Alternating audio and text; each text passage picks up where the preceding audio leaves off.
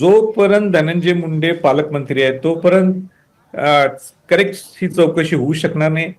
कारण का आताच बघा ना, 22 दिवसात सापडला नाही, 3 दिवसात पुण्यात आहे. आणि तुम्हाला असं वाटतं का धनंजय मुंडेंना हा विषय माहित नाही? अरे काय म्हणजे फसवण्याचे प्रकार आहेत सगळे.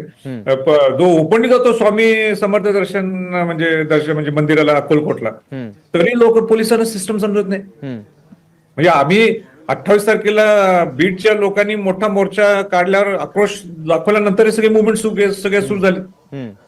मी सुद्धा परखडपणाने बोललो, म्हणून लोकांनी त्याचं कौतुक केलं. कौतुक लांबचं सोडून द्या, पण त्याच्यानंतर सगळे मुवमेंट सगळे सुरू झालेले.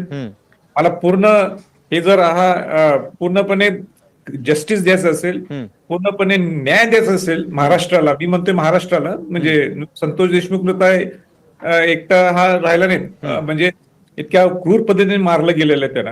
आणि महाराष्ट्राला जर एक खऱ्या अर्थाने चांगली दिशा द्यायची असेल तर नैतिक दृष्टिकोनातून धनंजय मुंडे हे मंत्री राहून चालत नाहीत. अनेक मंत्र्यांचे पुरे आरोप झाले, लगेच त्यांनी राजीनामा द्यायला लावले होते. किती नाव आहेत, आबांचे असतील, मागचे गृहमंत्री